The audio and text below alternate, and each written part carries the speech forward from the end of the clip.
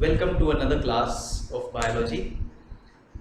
Just for reminder, we are studying the chapter on tissues, and then before this class I had already explained about the difference between plant tissues and animal tissues, and also the first part in plant tissues, that is meristematic tissues.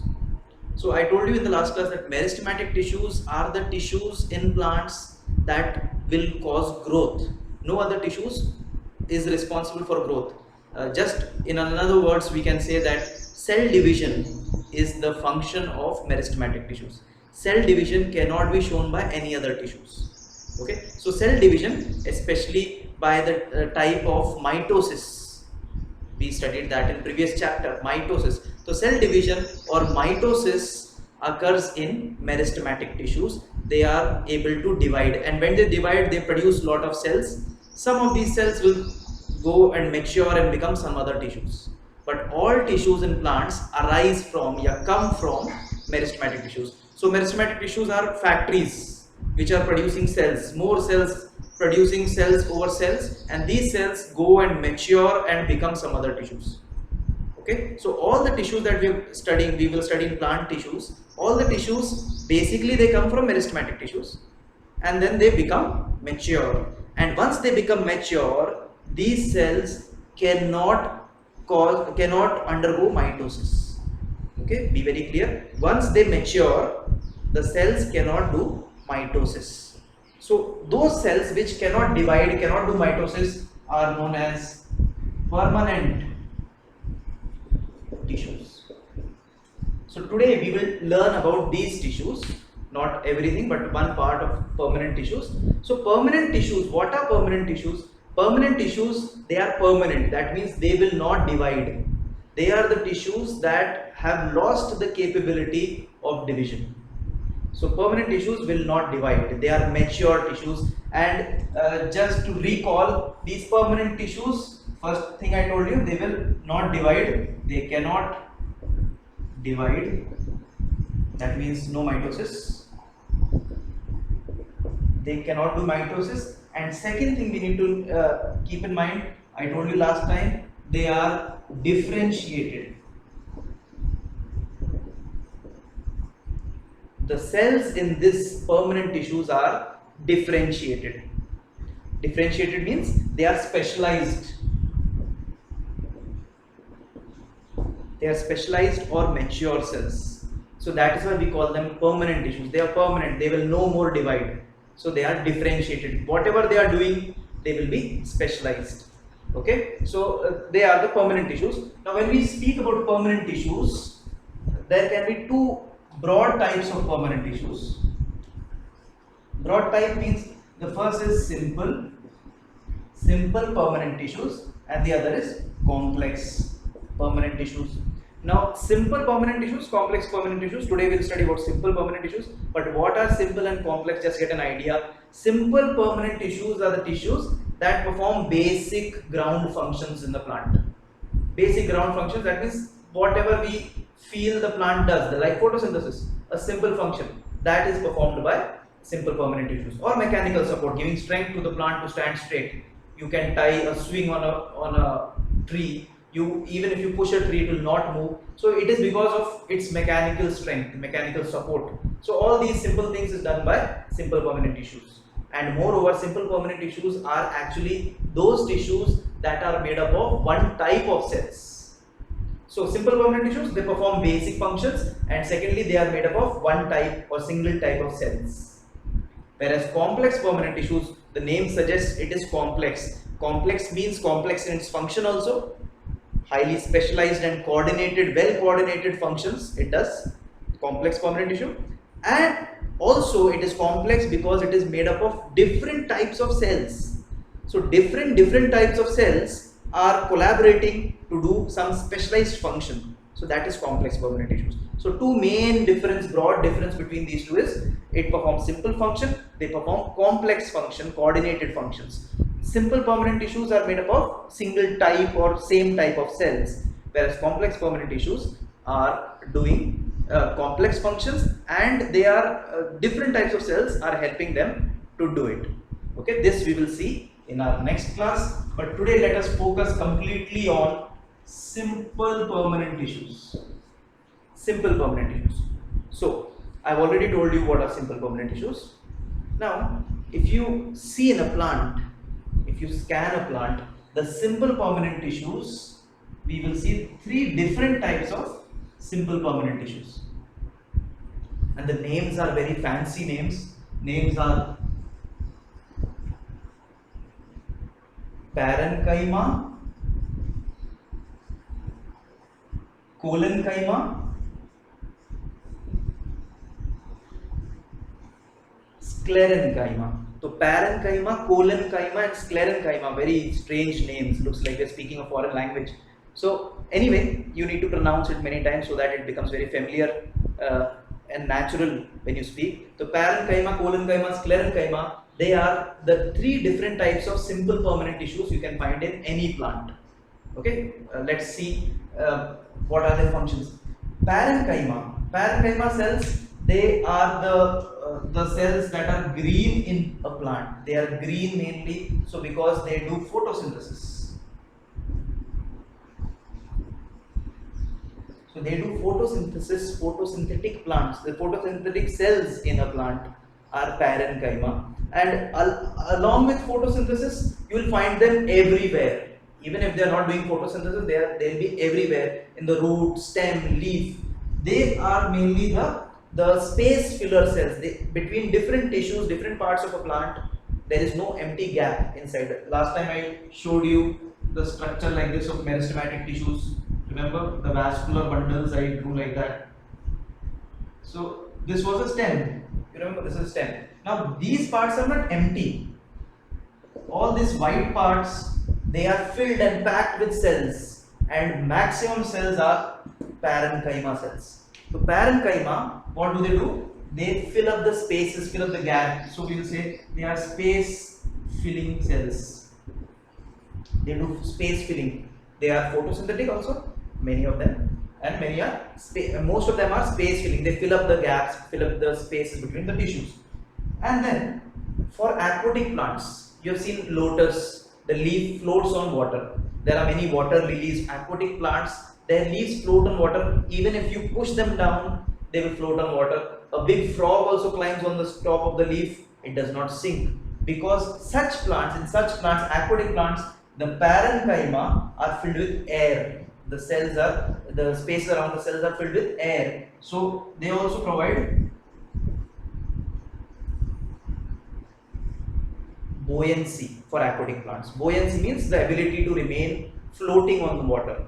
So parenchyma does all these things. Actually, the maximum living cells inside a plant is parenchyma. Okay. So these are the basic functions of parenchyma. Actually, the maximum cells are parenchyma. So they provide these functions to a plant, and on the basis of their function, we have named them.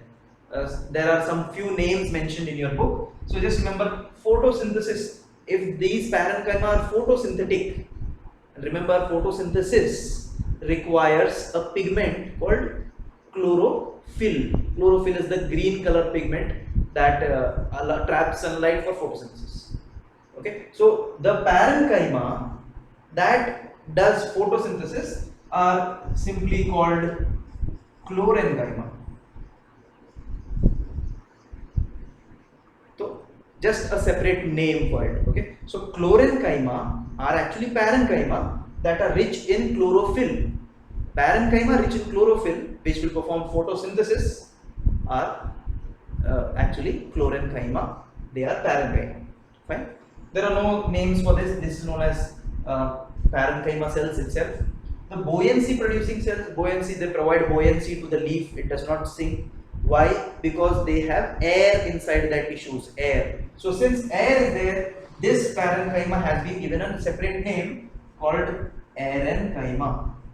So these two names, just keep in mind, aerenchyma or chlorenchyma, both of them are actually parenchyma. Aerenchyma and chlorenchyma, both are parenchyma with specific functions. Fine. So parenchyma, mainly what they do is space filling up. filling up the space between tissues. Now, very quickly, let's see colon-chyma also. What does this do? What specific functions do colon-chyma perform? Colon-chyma are tissues that provide mechanical strength. They will provide mechanical strength. And by the way, sclerenchyma also provides mechanical strength. Mechanical strength means they provide the toughness to the plant, so that since the plants can't move when there is storms, thunder, or even different natural calamities, animals can run away from those situations. But what about a plant? A plant has to remain there, it has to bear all those physical factors. So these tissues help in providing them that mechanical support so that they can stand and face these conditions. Both are providing mechanical support but in different ways. Colon-chyma are the tissues that provide mechanical support by providing the ability for any plant part to move in air or bend in air. So if you see a leaf fluttering in air, remember that leaf has been supported by colon-chyma. So colon-chyma provides mechanical support in the form of flexibility. Colon-chyma allows the plants to flutter in air or even bend in air. Okay, if you pull a tender branch and leave it, it will come back to its original position. It can bend, but it will reach back to its original position. This is known as either flexibility or elasticity. So these colon-chyma tissues provide elasticity or flexibility, mainly present on tender green color branches. Green color branches you can bend, and also mainly present at the stalk of leaf. The stalk of leaf is the small tiny stick or small tiny support that keeps the leaf attached to the stem. So in that you will find colon-chyma, the bendable cells. And then the sclerenchyma. Sclerenchyma also provides mechanical support, but it makes the stem, makes the parts rigid. So it provides rigidity. It provides the plant rigidity. Rigidity means strong, solid support. Even if there is a strong breeze, it will not bend. You can even hold its branches and hang on it. It will not break. That strength, the strength to rise against gravity and stand. Look at a heavy banyan tree. It is so heavy, but still it is standing straight because it has sclerenchyma. Sclerenchyma they provide rigidity, strength to the plant. So these are the three basic simple permanent tissues made up of simple types of cells. Now let us see, when you look into the microscope at each cell, there will be some special structures you need to mention, you need to see, you need to notice. So what are they? We will look at them.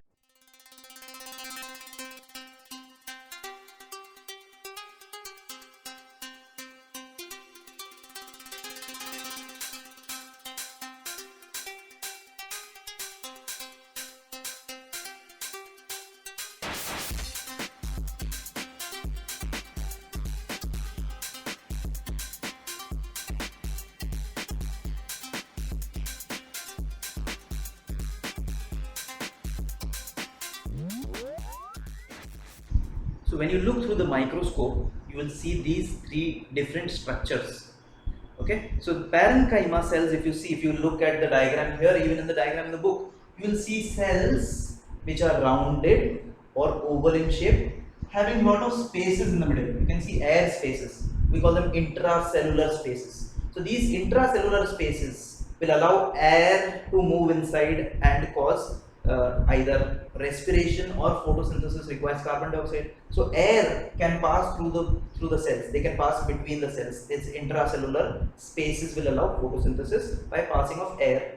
Okay. So parenchyma cells are rounded or oval in shape, right, with lot of air spaces. But there are no air spaces or very minute air spaces in the colon-chyma. There are no air spaces, or even if there are air spaces, there are very few and small in the air pockets are small in size. Colon-chyma, whereas there is no air spaces between sclerenchyma. They are tightly packed. You can see that cementing material all around. The dark shade is the cell wall, hard structure, completely packed, not even a single millimeter for air to pass through. Okay, so there is no intercellular spaces in sclerenchyma, but there are some intercellular spaces in collenchyma, and there are a lot of intercellular spaces in parenchyma. That is the first difference you will see in all the three. And while making the diagram also, you have to take care of these things. Okay, the air space is one thing. Second thing, you will see these cells are plant cells, they will have cell wall, but their cell wall is very thin. Parenchyma, the cell wall is thin as compared to both these tissues. So they have a thin cell wall, and the cell wall is rich in cellulose. Cellulose rich materials are there. So cellulose rich cell wall is present, but it is thin. Here in sclerenchyma, you can see the cell wall is a bit thick and exceptionally thick at the edges. At the corners, they are very thick. Lot of chemicals are deposited in the corners. The corners are very thick. When you draw the diagram, you have to draw the corners very thick. You have to focus on the corners. So corners are thick due to deposition of lot of chemicals like lignin, pectin, and lot of chemicals are there in the cell wall which make them thick at the edges. At the corners, they are very thick. Whereas sclerenchyma, you will see, sclerenchyma there are no air pockets and they are uniformly thick, actually thicker than collenchyma as well as parenchyma. Actually, the thickest cell wall is present in sclerenchyma. Okay, so very thick cell wall, they are only thickened at the edges, and here they are thin cell wall. This cell wall is a bit special also because this cell wall is lignified. Lignified means it is made up of lignin. The cell wall contains lignin, and lignin is a very strong cementing material. It will hold the cells together and not allow them to move, and it will make them durable forever. Forever means even if the cell dies, cell will die, the cell wall remains there forever. The table or chair, wooden table or chair you are sitting on, or the wooden door is actually lignin, the dead cell walls. The door is not living. It is made up of wood though, but it is not living. But the cells must have died. Cells have died, but the cell wall still remains because of the lignin cell wall background. So the wall, the door is made up of lignin, the lignified cell walls of the sclerenchyma. Okay. Then while drawing, you must have also observed these dots. These are the nuclei. Obviously, nucleus is present in the cells, but I drew nucleus in both these. I did not draw nucleus here. There's a reason for that. Because sclerenchyma is a tissue which is dead. No cell here is alive. The cells have died, cell wall remains, I told you. But only the cell wall is here left. But these two are living tissues. So they will have cell wall. When you draw, you have to draw cell wall. Just a general knowledge. Actually, in the previous chapter, you studied Robert Hooke saw or discovered cells in the cork of a plant cork. So this tissue, actually, he saw this tissue. He did not see cells, he saw the cell wall. Cells were not there, cells have already died. So what Robert Hooke saw actually was cell wall. But don't get confused. We will credit Robert Hooke as the discoverer of cells, but actually between you and me, he actually saw only cell wall, not cells. He saw sclerenchyma. Fine. So these three tissues do basic functions, hence they are known as simple permanent tissues. In my next class, I will talk about complex permanent tissues. Till then, study well and be healthy. Bye.